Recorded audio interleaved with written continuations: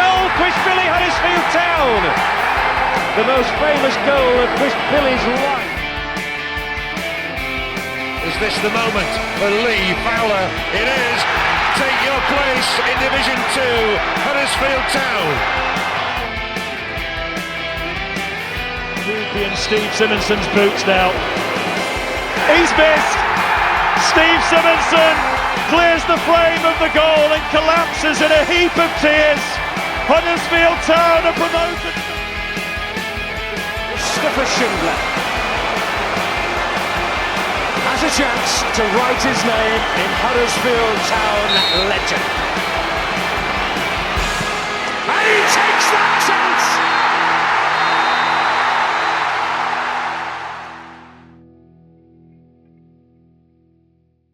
Hello and welcome to your weekly limbering up routine, here to stretch your tympanic membrane and work your cochlears.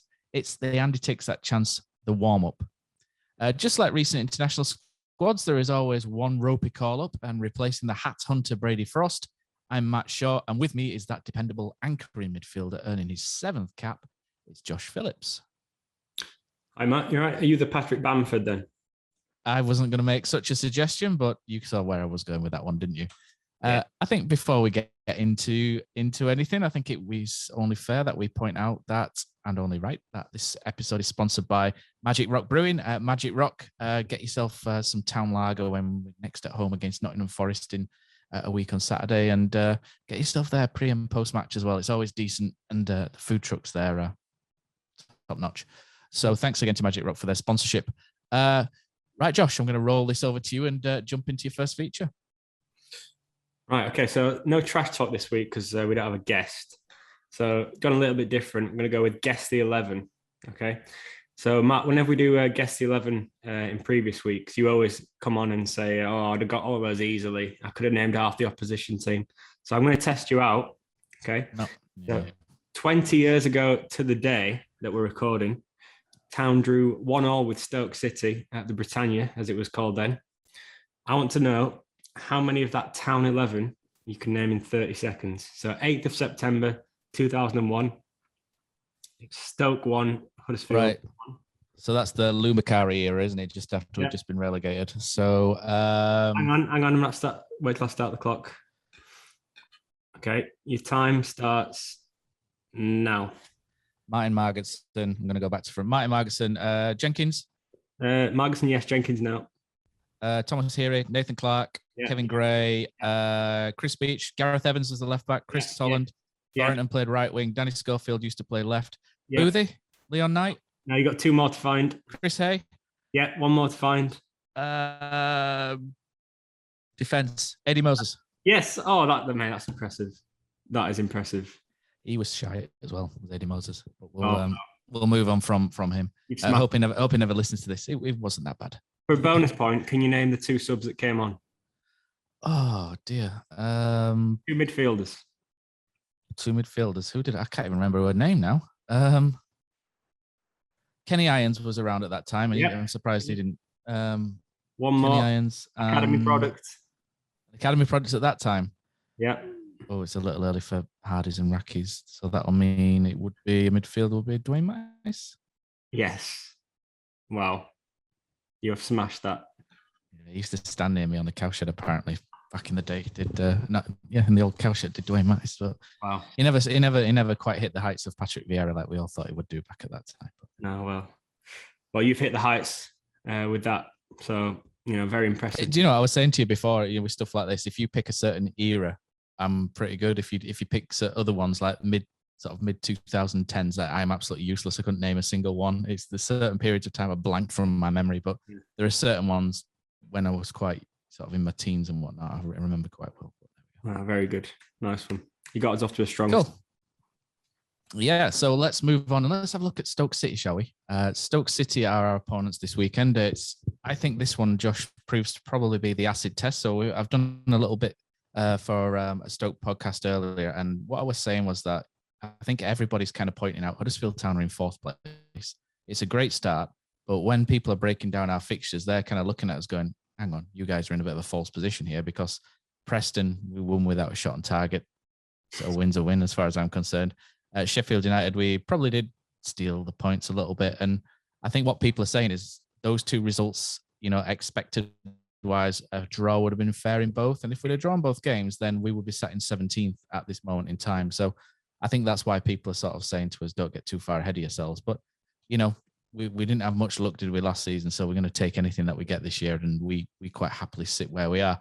But Stoke City, for me, are our first, I think Fulham and West Brom aside, because they're the best two teams in this league by a mile. I think Stoke City is a great test, a real barometer of where we're at, whether we're lucky and in a false position or whether we're actually decent. You look at Stoke, and they've been building gradually since being relegated from the Premier League, and it looks like they may have cracked it a little bit this year, early doors. So little bits I've learned from Stoke, I'll throw it, and then I'll throw this to you, Josh. So they play similar to us. They play a back three. Their main strength, when you look at their team on paper, the back three looks very solid. They've got Leo Ostergaard at right centre back, who was on loan at Coventry last year and did a great job at Coventry. Their fans loved him. Harry Suter, 6'5", 6'6". I think he's big as 6'6", isn't he? Can never remember. There's him and his brother, isn't there? And one of them plays for Australia and one of them plays for Scotland. I think this one is the Aussie, is it? So they're both kind of like Ostrojocks, aren't they? Whatever you want to call them. Yeah. So yeah, he's very good. Big guy at the back. Australia. He plays for Australia. There you go. And Ben Wilmot. They brought Ben Wilmot. They sold Nathan Collins for 12 million or something, didn't they? And brought Ben Wilmot in for 1.5 million. And that's a great move from them. He's a decent player. So their back three is going to be tough to break down. And then when you look at their wing backs, they've got Josh Timon on one side, who's pretty decent, and then our old favourite Tommy Smith on the other, who's creating goals as well from right wing back. That's a solid team. And when you look at how they play, so I've looked at statistically how they play, and they seem to hit quite a lot of early long balls into the chest, feet, and head of Stephen Fletcher up front. And we know firsthand that Stephen Fletcher can be a bit of a menace, can't he, when he's playing up front? So it looks like they hit quite a lot of early balls to Fletcher and then play off of him. So they've got Allen in midfield, Vrancic, and the likes. Nick Powell, I think, is injured for the game. So they've got these midfielders who can then play and dictate in that middle and final third. So they've actually got a really decent team on paper. And, they've made a good start to this season, and they sit in fifth. Sam Klukas as well, a lot of energy in there as well, and a top shit-outer as well, wasn't he, away at Swansea? But for me, this looks a very solid test on paper, and I think this is a really good test of where we are, Josh. Yeah, I'd agree. It's a good test of where we are, but just to sort of flip it round a bit more towards the town point of view. I know what you were saying there about the wins we've had have been against, mitigation for those wins, about how we got them. But if you look at the team Stoke have beaten, they've beaten Forest, Swansea and Reading, and none of them have had a good start to the season. So you could say the same thing about Stoke. You could say that arguably they're weaker than one of the teams we've beaten, can't you? Exactly, yeah. So I'm not really buying into that, that we're in a false position, because if we are, then Stoke are as well, you know what I mean? Stoke, yeah, they've got some good players on paper. Don't really scare me, to be honest. They lost 3-0 at Fulham last game. Not saying we're going to go there and get something by any means. I think we can, but the team you just said on paper, it's very solid. Goalkeeper as well, Bursic. I think he played for England under 21s the other night, so he's obviously a very capable goalkeeper. But it's not played on paper, is it? I think we've turned a corner, I think, since that Preston game, and I think we can keep the run going here. It'll be tough. It'll be probably the toughest game apart from Fulham so far, but I see no reason why we can't go there and get something. Well, yeah. So it's leading into what looks like a good game for me, is this, Josh? So key players. Who have you picked out really from a Stoke point of view? And one thing I was going to say as well is what's really interesting is when you look on Infogol and whoscored.com, for the details, they all say that their main weakness, Stoke, is players running at them. So when you factor in Josh Koroma, when you factor in Sorba Thomas, hopefully, we've got, and even Lewis O'Brien carries the ball really well. So, they do have a solid unit, but they can be stretched by players who run with the ball. And we've got 3 or 4 who can do that, Harry Toffolo. So, fingers crossed that it goes our way. So in terms of key players, who have you picked out from Stoke as their key man? Well, the first name that sprung to mind was Tarris Campbell, but I think he's still recovering from injury. I don't know if he'll make this game or not. Potentially, maybe if he does, he'll just be on the bench. So I've gone for Sam Clucas. He's just one of those players that's always, you take notice of him, don't you? He pops up with goals. He's got good delivery from set pieces. Good passer of the ball. He's just someone that you've always got to look out for because he's a threat to your team. I've picked Stephen Fletcher because when I look at their team, you look at three solid central midfielders. Vrancic is decent, who can move forward. Three centre-backs, and they all do a similar role. So Stephen Fletcher is the only one really who does something different in that team. He plays with his back to goal. He brings others in. And for me, if you take Stephen Fletcher out of the equation, that takes Stoke away from your middle and final third. So if Stephen Fletcher has a good game, they could run riot.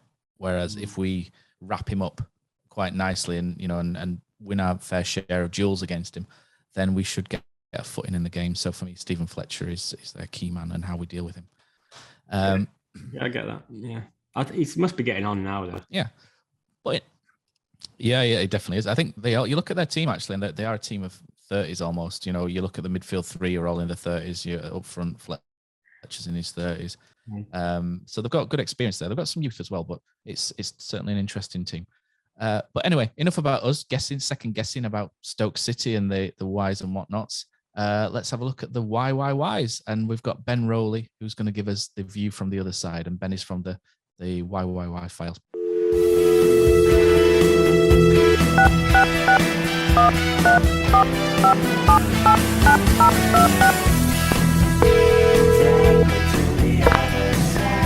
We're sorry, your call cannot be Hello, taken no dial. one is available to Cut the take your number call. and dial again. Please leave a message after the tone. So Ben from the why files. Nice to speak to you again, Ben.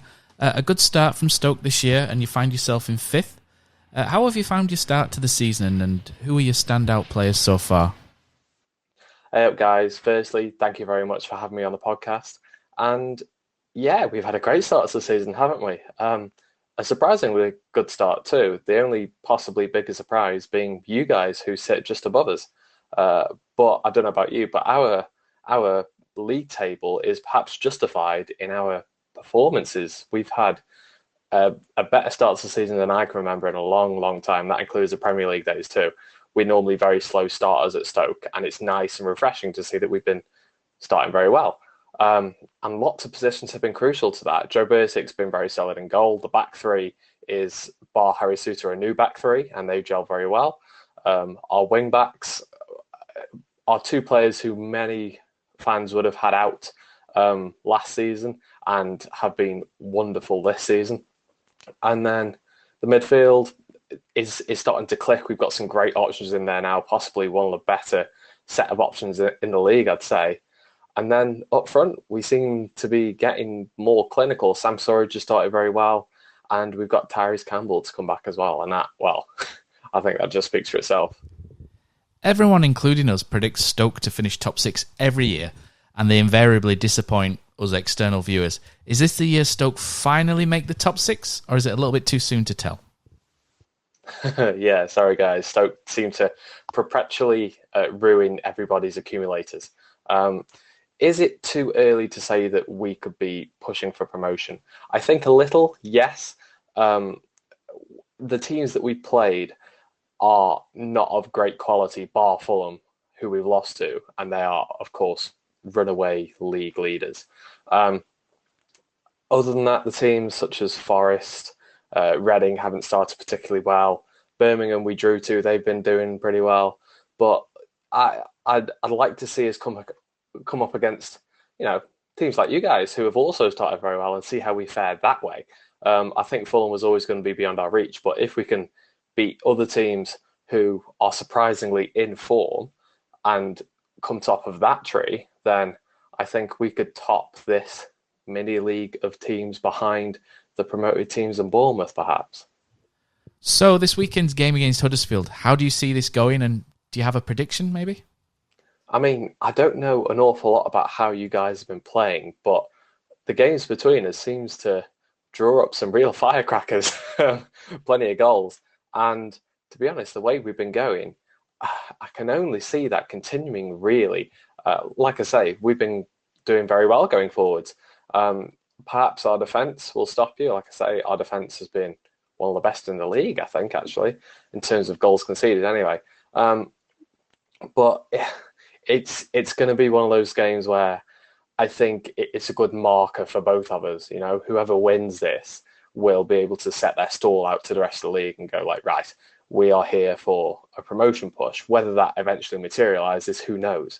But I think with that in mind, this game has as much on the line as I think it could do at the start of the season. And I see it being cagey perhaps at first, but then once the first goal comes in, it really opening out into a good contest. I'm looking forward to it. Okay, thanks very much to Ben for that. Josh, you want to pop into your DeLorean, don't you, and flick that flux capacitor and take us back in time to have a look at a game in the past? A backpack full of memories. Looking back at the records between the two sides, Town have won 22, Stoke have won 30, and there's been 26 draws of the previous meetings. We haven't played each other a lot since the turn of the millennium. Didn't play at all between 2001 to 2017. So I've gone back to a game in the Premier League. Huddersfield Town won, Stoke City won. It was on 26th of December, so Boxing Day 2017. Tommins put Town 1-0 up in the 10th minute. And then equaliser from a certain Ramadan Sobhi for Stoke. Probably maybe what convinced us to sign him on the back of that. But yeah, it was around the period around Christmas time when Town picked up quite a lot of valuable points that ultimately led to us staying in the division. Beat Watford, and then the Stoke game was one of three consecutive draws over the Christmas period. And ultimately, that point against Stoke, who went down that season, was one of the most valuable points of the season, as it turned out. Jonas Losel was excellent in that game. If you remember, he made quite a number of saves because that kept us in the game, which he did, throughout that stage of that season, didn't he? So, yeah, interesting. I remember because that was Tommins' first goal for the club as well. He missed quite a number of presentable chances, we'll say, prior to that, and one away at Swansea really sort of sticks in the memory. But yeah, Tommins ghosted in that sort of trademark late run into the box, wasn't it? And I think it's Colin Kwana got into a little sort of circle, didn't he, round himself, and then just forced the ball across, and Tommins put it in. But yeah, remember that day, huge crowd. I still remember the Town fans singing Last Christmas, the Wham classic. Last year I gave it my heart and I'll give it to David Wagner. That was happy times, that, Josh. Very happy times indeed. But we're moving on now to maybe go even further back, mate, because we are going to go to Return to the Mac.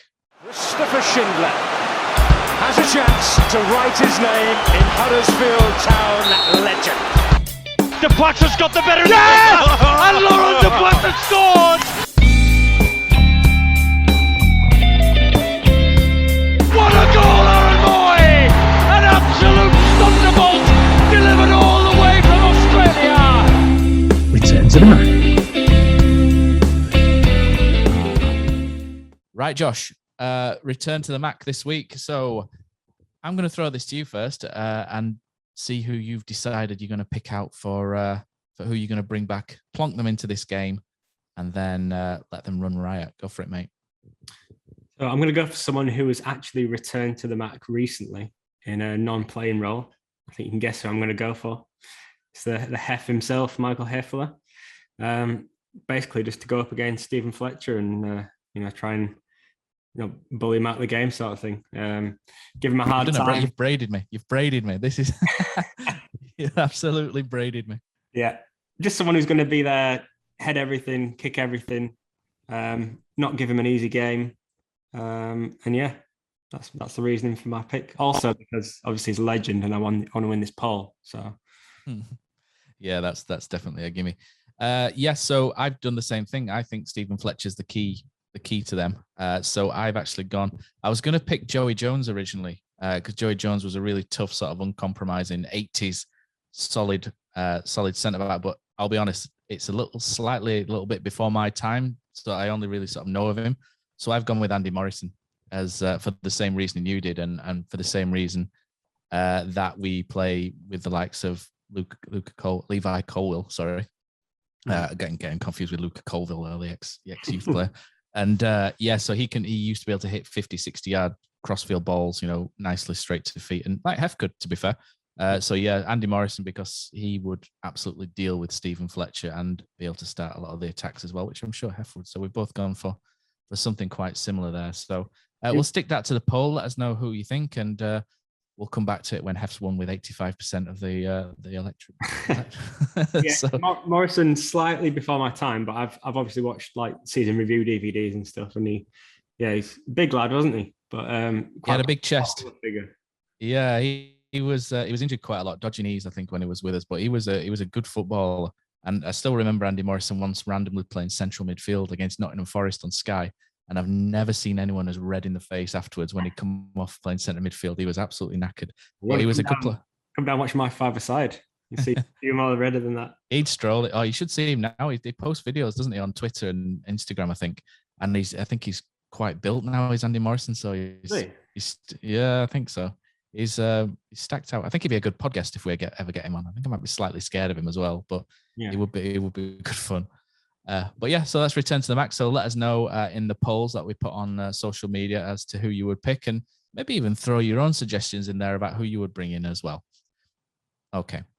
Right then, I used to do this little skip for this bit, Josh, and Brady always used to roll his eyes, and I always used to say, right, it's time to slip on Chris Powell's flat cap, Mark Robbins' glowering expression, and David Wagner's glasses, because we are now the coach. So in this part, what we usually do is we usually discuss, don't we, Josh, about who we would pick, why we would pick, and set the team up the way that we are doing. And I'll go first on this one because you went first the last couple of things. So for me, against Stoke City, so I'm very acutely aware. We've talked about Stephen Fletcher quite a lot already, and we're aware of the sort of aggression and the sort of the legs that they have in central midfield as well. So I'm caught, and I'm sure Carlos Corberán will be as well, caught between two methods here. There is an argument to say that you shouldn't change anything. We should go 3-4-3, go at them, and then let them worry about us. The old Brian Horton. You're too young for Brian Horton, aren't you? But Brian Horton always used to say every week. They always used to say, Brian, what do you think about their star player? What do you think about Nicky Forster? He scored 30 goals this season, and then he'd be like, oh, don't worry about Nicky Forster. It's not what they do. It's about what we do. And he used to, and when we used to, then he used to lose 3-0 and he'd score a hat trick, and you'd think Brian Horton didn't do any work whatsoever, did he, on Nicky Forster? But enough return to the Mac. And Brian Horton's definitely not going to get picked for any of that. But so I'm sort of torn between the 3-4-3 and then maybe adding an extra man in midfield, for sort of, because they've got, like I say, Alan will, if you let Alan go free, he will dictate the game. Klukas, a lot of energy there, good tackler, a lot of energy. He will shut players down, very similar to Lewis O'Brien in many ways as well. And they've got Vrancic, if he breaks into the box, can get on the end of things, and decent free kick taker as well. So I'm slightly torn, but I think I would name the same sort of team. I don't think I would bring Turton back in at right wing back just to add some solidity. I'd go Nichols, Pearson. I think I would stick with Tom Lees over Naby Sarr, just because I think if you're going up against a solid team like Stoke, you need to be organised and not make any individual errors. And whereas Naby's been brilliant this season, I think Tom Lees just adds that extra layer of calmness and organisation, in that sort of back. Whereas Naby may be better sort of one-on-one with Fletcher in many ways. I think Tom Lees probably just from a unit point of view, he would add a little bit more to the whole unit. So regular back three, Sorba, Thomas, right wing back, Hoggy, Lewis O'Brien, and Toffolo, and then Ward and Karoma in my front three. And I'm just not sure whether to have still in that front three or drop him back into more of a 10 position, to sit on Alan, Joe Allen in the midfield there. So potentially you could sort of rotate that front three, but I would pick the same team.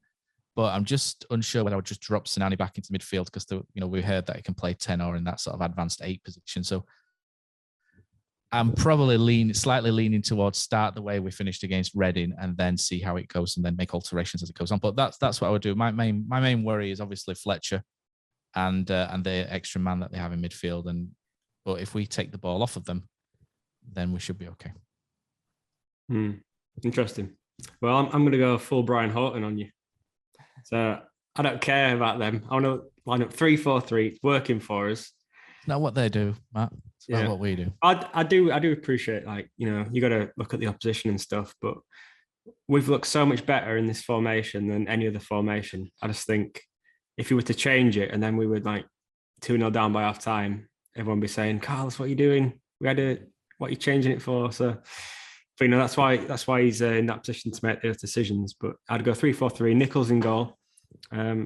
Pearson and Colwill either side of Naby Sarr for me. I do really like Tom Lees, but I thought it was a strange one that Sarr didn't play against Reading. But Lees obviously, he did well, and I do like him. But just my mind's going back to that Sheffield United away game when Naby Sarr was a man mountain for us at the back. Yeah, and I think we'll need him to do that again. As you say, against Fletcher, I think he's the one for me. But if Lee started, I wouldn't have any complaints with that. It's just my preference for Sarr. Thomas and Toffolo as wing backs, Hogan O'Brien in midfield, Karoma on the left, Sinani on the right, and then I'd go for Campbell up front in this one. It's his kind of game, and away game against a decent side, he's going to get about him. Probably bring him off after 60 minutes, depending on what the score is. I'd like to see Mipo come on, but it might not be the right game for him. 18 years old, Stoke away, probably not a good combination, is it? But if we're losing, then I think he'd be ideal.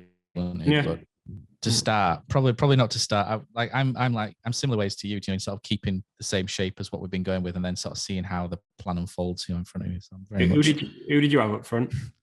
I kept Danny Ward because I just thought the goal might give him a little bit of confidence. I think we saw a better Danny Ward against, in the last game against Reading. I'm not entirely convinced that he was worth effusive praise or anything, but I did think we saw a better Danny Ward. And he took the goal really well. So it just showed a little confidence coming back. So I do want to see Danny Ward again, and just to see him build upon that performance, because I think now it's important that if Danny Ward's going to be our starting forward rather than Mipo, I just think it's quite important that he builds up that run, that confidence as well. So I would definitely start Danny Ward, even though I see the reasoning for Campbell. Campbell gets in and amongst and disrupts, doesn't he? But I think in a team that play quite quick long balls, and don't really pass around at the back, who just kind of go long early, I'm not sure Campbell's quite as effective as against, ratting around against those that sort of pass on, pass and dwell on the ball. But I do see the thing. The only things I sort of look at and wonder if Carlos is going to make these changes are, I look at the wing back. Tymon's a bit more of an attacking outlet than what Tommy Smith is. Tommy Smith's better defensively than Tymon, and Tymon's a young lad, but there's the potential to get in behind Thomas in this system. And I think if they're playing a front two, then Pearson is naturally going to come across a bit more, and then that leaves that space, and that's just whether Town are happy to leave that space there and allow Thomas to work back. Or whether they're going to bring Turton back in, who's a bit more solid defensively, and then push Thomas into the front three. I'm not sure. I don't want to see that, but I could understand why he might do that. And I could understand as well why he might bring Scott High into the middle of the park, considering the energy that Allen, Klukas and Vrancic bring. So I could see why he might be tempted to bring Scott High back in and kind of outwork them in there. Yeah, there's a lot of options. It's just getting that right balance between... Isn't it good to have options though, Josh? That's the thing. Oh yeah, absolutely. It's just getting that right balance between not straying too much from what we want to do just based on the opposition, and also being wary of ways we can get caught out. But going back to the striker thing, I'd play Campbell in this one, and then I'd start Ward against Blackpool on Tuesday, so he's fresh for that. I think he's got more chance of getting a goal. Right, so I think the last bit of this now is to make some predictions. Josh, what are you going for? I think we can get a draw out of this game.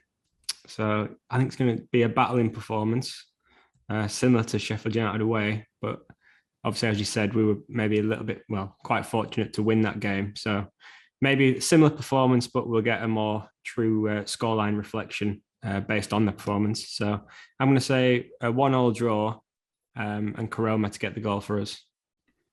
Okay.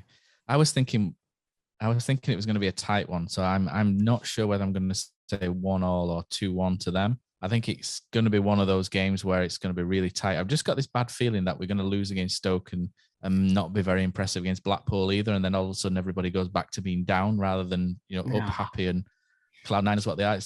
But that's just the natural pessimism of watching Huddersfield Town for 30 years. That's what happens. But yeah, so in my heart says 1-1, but my head kind of thinks maybe they might just overpower us in the second half, with the extra legs and that sort of direct route that they go down, and the back three who are decent from set pieces. So it'll be interesting. It'll be interesting to watch. Hopefully the car park's not too bad for people. The last time I went to Stoke, the car park was an absolute disgrace down there, and it took an hour and 10 minutes to get out.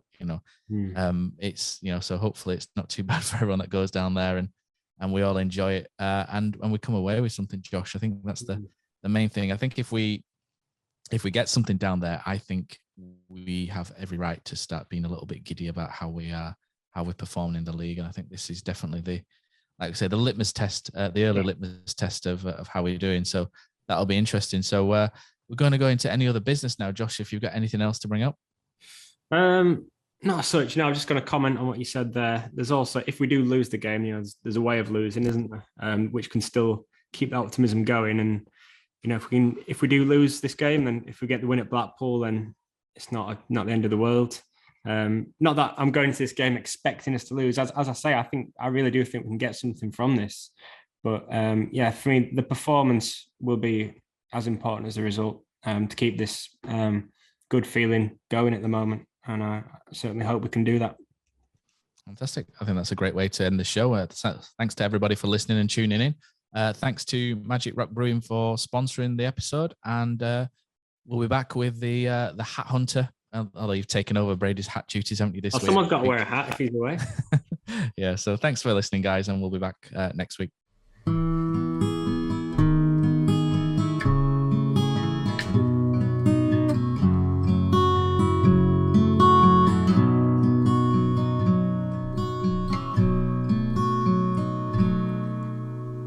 There's a team that is dear to its followers. The colours are bright blue and white. They're a team of renown, and they're the pride of the town. And the game of football is their delight. And all the while upon the field of play, thousands loudly cheer them on the way. Often you can hear them say, who can beat the town today? And then the bells will ring so merrily, and every goal shall be a memory. So town, play up and bring that cup back to Huddersfield. So town, play up and bring the cup back to Huddersfield.